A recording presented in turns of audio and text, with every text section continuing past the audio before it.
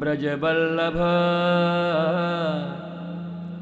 हे ब्रजेन्द्र नंदन हे ब्रजजन रंजन नंदनंदन हे प्रियतम श्री कृष्ण हे हरे हे कृष्ण हे राधारमण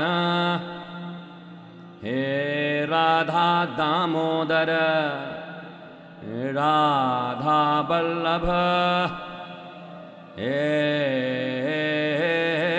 राधा श्याम सुंदर ब्रजचंद्र गोकुल गोकुलेश हे मथुरेश हे वृंदावन चंद्र नंद नंदन हे कन्हैया कन्हैया कान्हा कान्हा हे नंद नंदन।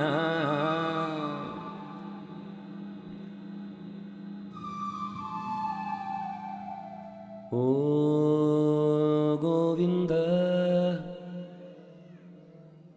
गोविंद गोविंद गोविंद हे माधव हे राघव हे दशरथ नंदन कौशल्या चंद्र हे सीतापति हे भरताग्रज हे अवधेश हे रघुवंश श्रेष्ठ हे राम राम माधव राघव राघव माधव। भगवान पर भरोसा रखो,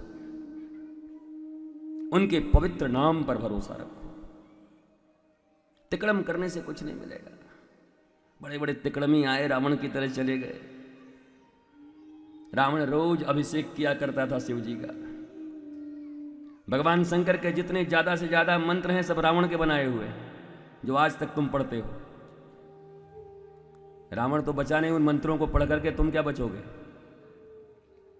जिसने मंत्र बनाया, लिखा भी, लिरिक्स भी, सिंगर भी, म्यूजिशियन भी, वो गया। 1 लाख पूत 1.25 लाख नाती, तारावण घर दिया न बाती। और उन्हीं मंत्रों को पढ़ के तुम बचोगे? बच जाओगे, क्योंकि रावण में अहंकार था और तुम्हारे भीतर राघवेंद्र सरकार हैं।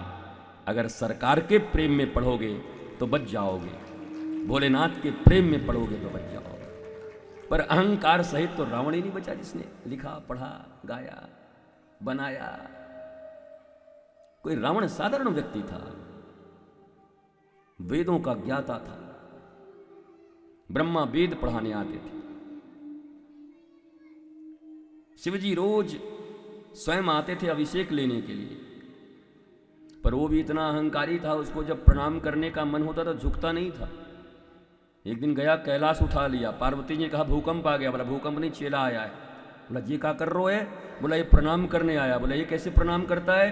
बोला मस्तक लगाना है ना, तो झुक नहीं सकता। कैलाश उठा के ऐसे लगाया मस्तक में, प्रणाम भोलेनाथ। बताओ कितना बलवान था महाराज, चेला ही उठा लिया। लेकिन भोलेनाथ भी नहीं बचा पाए उसको, क्योंकि वो अहंकार में मत्त रहता था, चूर रहता था। पूजा पाठ उससे ज्यादा कोई नहीं करता था, विधि विधान उससे ज्यादा कोई नहीं जानता था। अरे सेतुबंध रामेश्वरम में जब शिवजी की स्थापना होनी थी तो भगवान राम ने वहां जो स्थापना की, आचार्य के रूप में रावण ही आया था। अब बताओ इस दुनिया में उस समय रावण से बड़ा कोई श्रेष्ठ आचार्य नहीं था, रावण ही आया था। एक कथा ऐसी आती है कि भगवान ने कहा कि भाई सोने का कोई या कुछ काष्ठ का बना दो, बिना पत्नी के तो काम बनता नहीं। तो रावण ने कहा चिंता मत करो, मैं जानकी को लेके आ रहा हूं। और सीता को लेकर आया रावण। सीता के साथ भगवान बैठे और भगवान ने सेतुबंध रामेश्वरम की स्थापना की। तो भगवान ने कहा कि मैं क्षत्रिय हूं और हे विप्रश्रेष्ठ, मैं दक्षिणा तो दूंगा, बिना दक्षिणा के मैं कोई काम कराता नहीं। रावण ने कहा मैं भी आचार्य हूं, बिना दक्षिणा के मैं जाऊंगा मैं नहीं, पर दक्षिणा हमारे मन का होगा। बोला हाँ ये तो श्रेष्ठ, पर मुझे दया आती है राम कि तुम्हारे पास तो नाविक को देने के लिए कुछ नहीं था गंगा पार करते समय, तुम क्या दोगे मुझे? तुम्हारी हालत मैं जानता हूं। भगवान राम ने कहा मांगो विप्रवर, हे श्रेष्ठ आचार्य, मैं इक्ष्वाकु कुल से आया हूं, रघुवंश से आया हूं। वो रघुवंश जो रघु समस्त संपत्तियों का दान करके घोड़े के अस्तबल में बैठ के घास खाते थे, मैं उनकी संतान हूं। इसलिए ऊपर से मत देखो, ऊपर से मैं भले ही सफाचट नजर आ रहा हूं, भीतर से चकाचक हूं। मैं दुनिया वालों की तरह नहीं हूं कि बाहर से चकाचक भीतर से सफाचट। मैं राम हूं, मांगो।